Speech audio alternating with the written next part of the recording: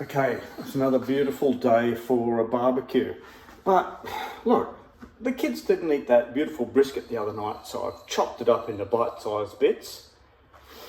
I've got some stock, I've got some onions and mushrooms, and I've got some butter and a little bit of butter in a pot with all of these goodies thrown in together. What we'll be able to do is stew down and make ourselves an extremely nice pie. So I'm going to pop all these ingredients in, put them on a low heat for a couple of hours, and when it's reduced, I'll show you how we'll finish it off by putting a crusty puff pastry in to a pie base and short crust pastry as well. Okay. Let that warm up a little bit first before I drop the onions and mushrooms in. Alright, show you that soon.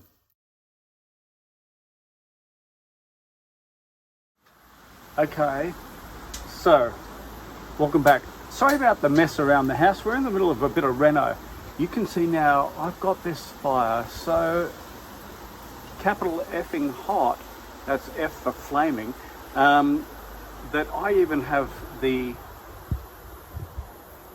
vent fully closed and only the back vent open, which has my satay skewers hanging on it. So right now we're just cooking on some wood and it's still hot. And what I've done here is I've just taken a pie tray and I've lined it with some short crust pastry. So I'm going to bake this off first to get it nice and dry, so that when I fill it with the stewing pot of mushrooms and leftover brisket, we'll have a really good steak and mushroom pie. So we'll just let that cook up there for a little while. Remember, I'm just using wood.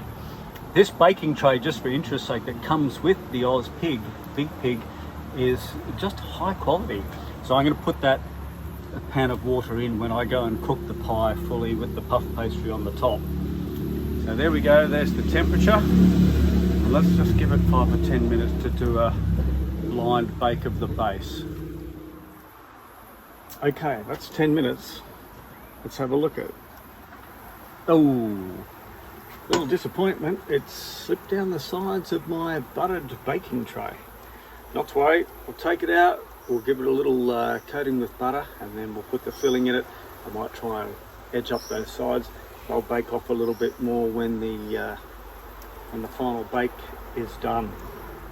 Okay, so I've added just a splash of a vegetarian mushroom sauce to put some spice into that, and now just a smidgen of corn flour just to give it a little bit of body.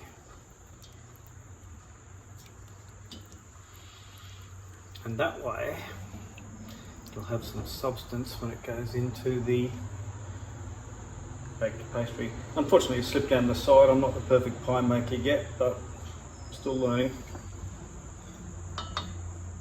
Okay, so that's the pie contents now reduced. That's my crummy pie interior, lightly basted with butter. I'm going to pop that in, and then it doesn't matter if it doesn't completely match all the edges, because what we're going to do now is put the puff pastry on top and bake that off in the oven as well. Okay, I'm going to put a puff pastry layer on it now.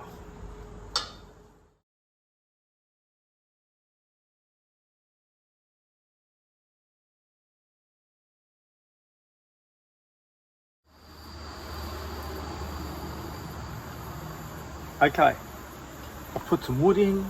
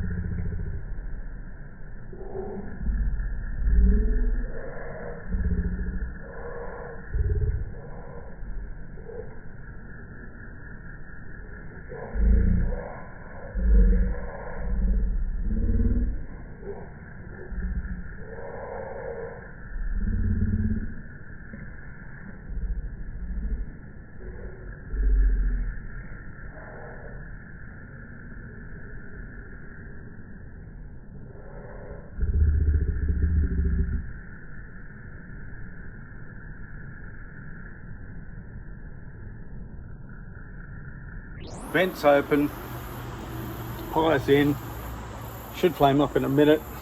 We'll check it in a while. Okay, so this is how it came out of the oven. Out of the baking, and it's little rabbit came out quite cute. So I baked off the sweet potato. Here's a schmeg of broccoli. Don't want to go too heavy on the greens. Let's see how she looks on the inside. Oops, let me cut the rabbit's head off there. It's got to be holding together now.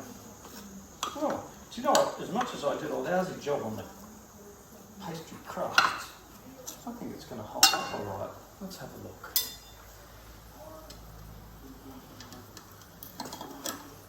There's the whole pie coming out. Let me try it on this angle. There we go. Okay, bit of a square meal, pie, baked sweet potato, broccoli, done.